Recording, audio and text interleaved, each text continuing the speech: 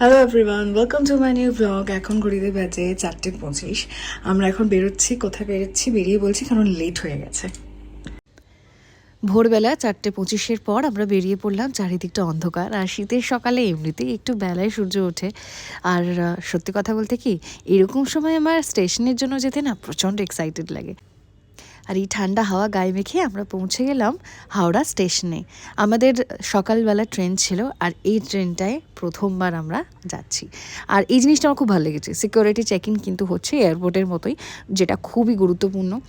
আমরা খুব একটা যে আগে এসেছি তা নয়, দেখতে দেখতে আমাদের প্ল্যাটফর্মে ট্রেন দিয়ে দিয়েছিল। আর এই যে স্টেশনে ঢুকে আমার ঠান্ডাটা যেন আরও বেশি লাগছিল, প্রচণ্ড ঠান্ডা লাগছিল। প্রথমবার আমরা যাচ্ছি বন্দে ভারত এক্সপ্রেসে, প্ল্যাটফর্মে ট্রেন দিয়েছে।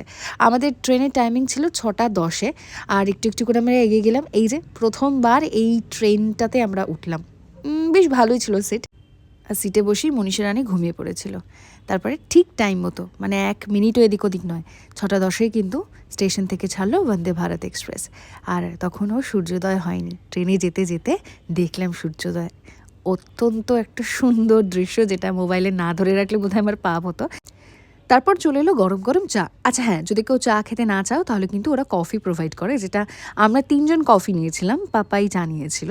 আমরা কফি খেলাম। আর এই যে স্পিড দেখাচ্ছে, কিন্তু কন্টিনিউয়াস দেখাচ্ছে কত কিলোমিটার বাকি পরে স্টেশন যেতে, আর কত কিলোমিটার পার আওয়ারে চলছে এই ট্রেন, সেটা কিন্তু সারাক্ষণ স্ক্রিনে শো করছে। খুব সুন্দর একটা যাত্রা বলা যায়। আর আমি যেতে যেতে একটা বেশ পাওয়ার ন্যাপও নিয়ে নিয়েছিলাম মাঝে।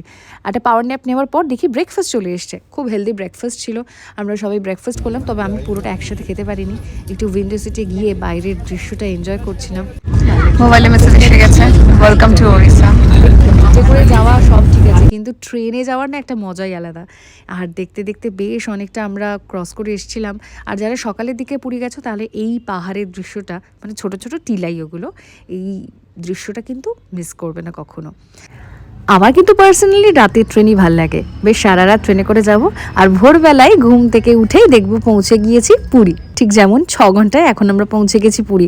প্রচণ্ড আনন্দ হচ্ছে, বলে বোঝাতে পারবো না। তাই ট্রেন থেকে নেমেই তোমরা নেমে গেছি আমাদের গন্তব্যে। আমরা কোথায় এসেছি? পুরী।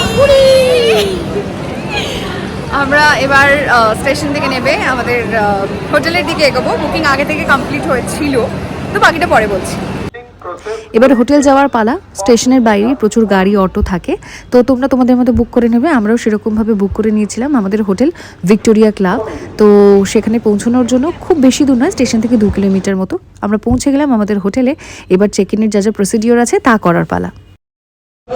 হয়ে গেছে আমাদের চেক ইন। এসে গেছি আমরা আমাদের ফ্লোরে। আমাদের টপ ফ্লোর দেওয়া হয়েছে 3rd ফ্লোর, হোটেল ভিক্টোরিয়া ক্লাবের। আমরা অনেকটা লেটে বুক করেছি, আমাদের হঠাৎ করে যে প্ল্যান হয়েছে, আমি সেগুলো সব পরে বলছি। বাট আমাদের জায়গাটা, আমরা রুম কেমন কি পাবো সেটা একটু টেনশনেই ছিলাম, কারণ যেহেতু খুব লাস্ট মোমেন্টে বুকিং হয়েছে। বাট আমি তো খুব খুশি, কারণ উঠে রুম দেখানোর আগে আমরা অ্যাকচুয়ালি রুফ টপে আমাদের রুমটা, মানে একদম টপ ফ্লোর, ছাদের সঙ্গেই রয়েছে। তো ভিউটা দেখো,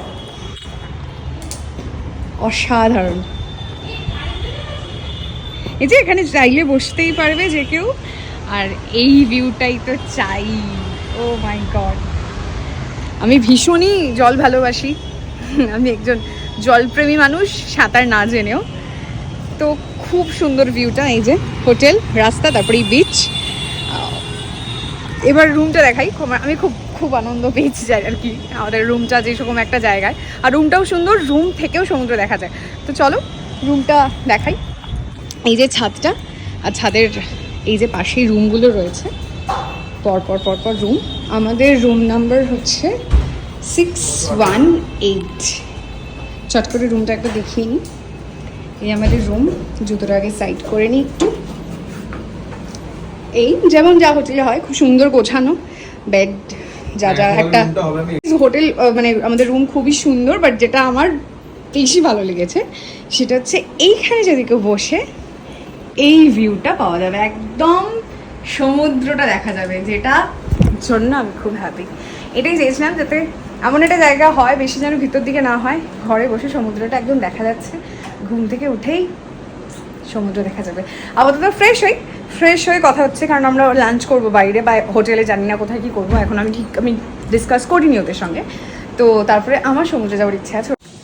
সমুদ্রে গেছিলাম, চারজনে মিলে খুব এনজয় করেছি। অনেকদিন পর সমুদ্রে স্নান করলাম। আর যা হয় আমার কাছে পুরী ভীষণ রকম একটা ইমোশনাল জায়গা, সে কারণে মানে আমি এখনও কথা বলছি আর আমার চোখটা কিন্তু সেই সমুদ্রের দিকেই।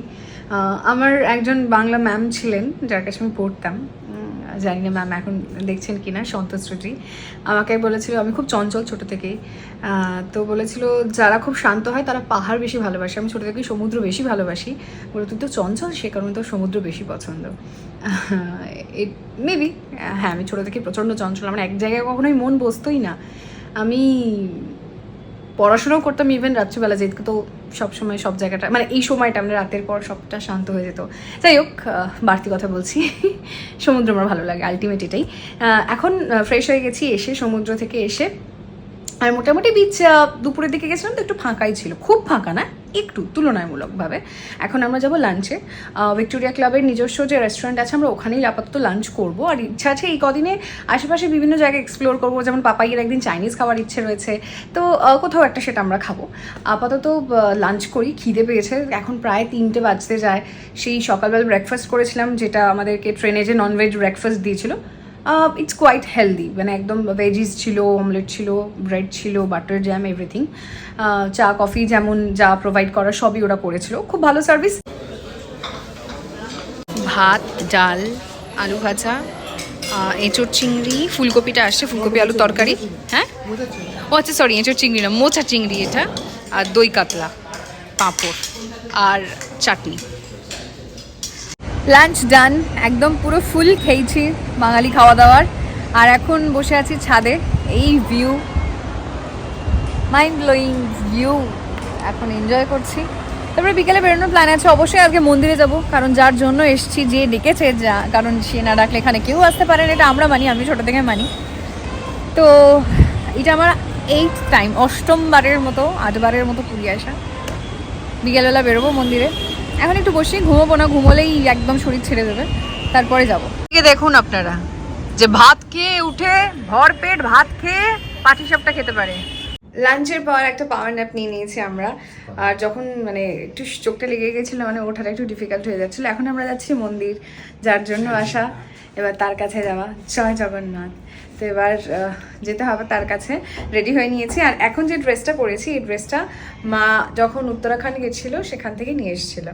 আমি জাস্ট একবার দেখাই, এটা কোট সেট, এই যে এই টোটাল সেটটা, মানে প্যান্ট আর জামা একদম সমেত মা নিয়ে এসেছিলো। সেটা পরা হয়নি আগে, আজকেই প্রথমবার জগন্নাথের কাছে গিয়ে এই নতুন সেটটা ভাঙলাম। মা আশা করি ব্লগে দেখে নেবে, কারণ আমি এর আগে জামাটা পরিনি। তো চলো এবার বেরোই, কারণ দেরি হয়েছে। দেরি হয়নি অ্যাকচুয়ালি, ঠিকঠাক সময়, এখন সন্ধ্যে 7টা বাজে। যারা পুরী আসবে তাদের কিছু কিছু সময় পরবর্তীতে বলে রাখবো কোন কোন সময় জগন্নাথ মন্দির দর্শনের জন্য ফাঁকা থাকে। এই সময়টা বেশি করে 7টার পর থেকে মন্দির একটু ফাঁকা হতে শুরু করে, তো দর্শনের জন্য যে একটা হুড়োহুড়ি থাকে, লাইন থাকে লম্বা, সেটাই, সেই রাশটা একটু কম থাকে, মানে পাতি কথা। কালকে সকালে আমরা আবার যাব। তো এবার চলো, সন্ধ্যেবেলা হোটেল ভিক্টোরিয়ার অ্যাম্বিয়েন্সটা কিরকম লাগে এটা একটু চট করে তোমাদের সঙ্গে শেয়ার করি।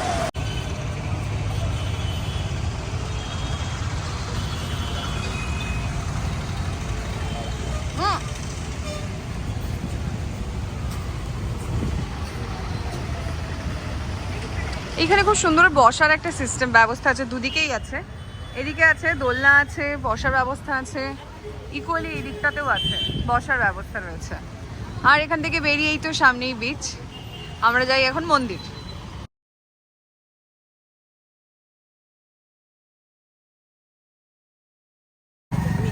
জয় জগন্নাথ। এসে গেছি তার জায়গায়, তার স্থানে। ও 2019-এর পর 2025-এ দেখতে পেয়ে একটা আলাদাই লাগছে, এবার শুধু দেখার অপেক্ষা। এই যে the power is here।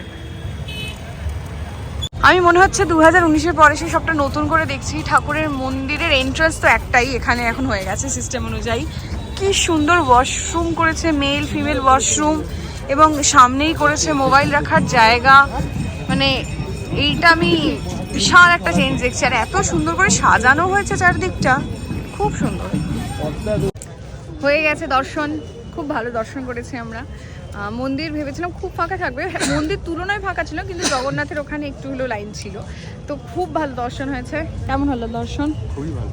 হ্যাঁ যে জন্য পুরী আসা, হ্যাঁ একদমই তাই, যার জন্য পুরী আসা তার কাছে না আসলে, সবার আগে তার কাছে আগে আসতে হবে।